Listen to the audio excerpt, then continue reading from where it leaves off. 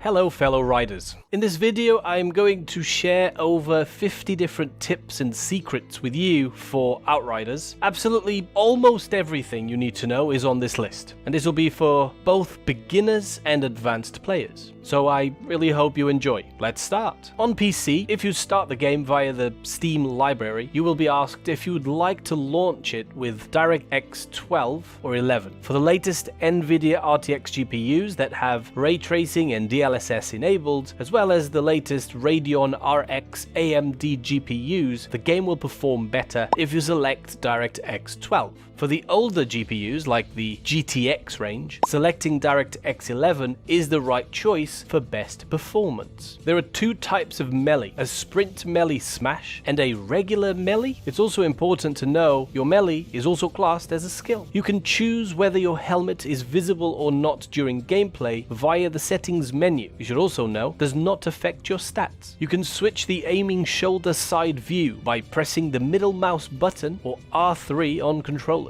You can hover over any section of the menu for a detailed description of what it is and what it does. If you are on fire, just dodge roll and it'll go out. You can mark your spare loot in bulk for quick dismantle on the right bottom corner of your character's menu. This is a great feature, by the way. There's different world tiers that you unlock that make the game harder, but gives you more and better loot. It basically increases enemy level, which gives them more health, so they're just meatier. You can choose which world tier you play in at any point during gameplay. The game's objective is to increase your gear power in order to take the game on a higher world tier, so that you receive better loot. This feature is sort of more enhanced when it comes to endgame expeditions, which you reach when you finish the campaign. When an enemy shows immune, it means you can only do damage with your weapons. Abilities and status effects don't really do anything. After you select the quick mark option when you dismantle items, if you then hover over the delete button just below it, it's going to show you a list of everything you're about to receive. There is also an in-game guide that can be accessed in your menu by pressing escape, and that contains information about everything in the game. So if you're ever stuck, just go straight into that menu, go into the guide, and find the answer in there. Your stash can be used to share gear between all characters you own. You can store up to 100 items in your stash. Max character level is level 30, but max item level is level 50. And item level is more important than character level. You can check your average item level by bringing up the character stat list in the inventory menu. Equipping higher level items will increase your anomaly and your max health, so make sure you always have the highest level gear equipped. Make sure to complete all side quests, as you will receive legendary items for completed quest lines. Accolades unlock various aesthetic upgrades for your banner, aka travel flagpole, as well as your truck,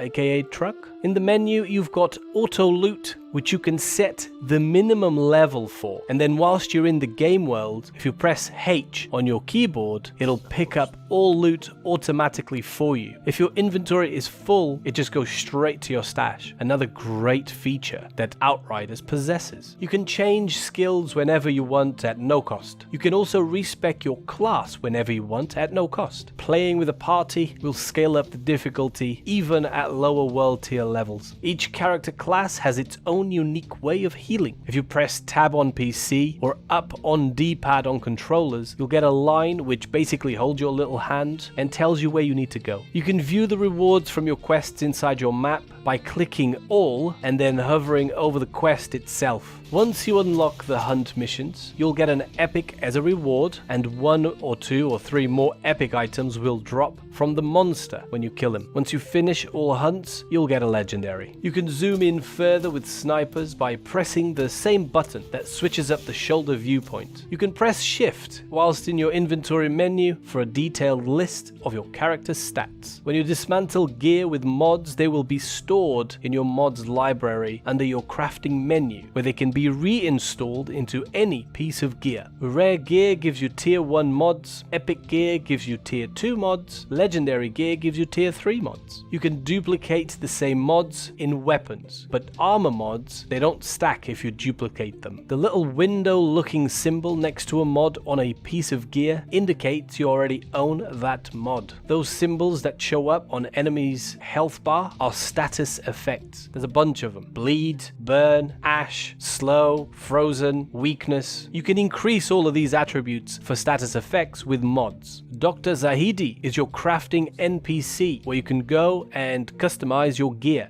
for the mods and stuff. Once you've changed a mod slot on an item, the other slot becomes permanently locked. You cannot change it. But once you've altered a mod, you can then change that slot with any mod as many times as you want. If a double red rectangle shows on your mod, it means it's already in use. It's being duplicated, which is a waste. You should always dismantle gear that has a mod you don't yet own. This adds it to your library for use whenever you want. And you never know when you're gonna see that mod again. So, dismantle it. You can raise weapon and armor attributes when you craft. You can also increase the level of any item in crafting. The mod library is not shared between characters. Shards are attributes. You stack different types of shard attributes when you dismantle items. These can be used to raise the attributes of your individual gear during crafting. Now, when it comes to resources, scrap is currency. You can buy gear with it. Leather is used for crafting and upgrading your gear. Iron is also used for crafting and upgrades. Titanium is the rarest resource, and it's used to level up your gear. You get it from bosses and dismantling epic and legendary items. You can also buy it from Bailey, I think. There's also drop pod resources, which can be used to buy high-level gear with Tiago. Now, you earn these resources during endgame expeditions, which is only accessible after you finish the campaign. Expeditions are speedrun missions that reward you with crazy amounts of loot if you finish them in a specific time frame.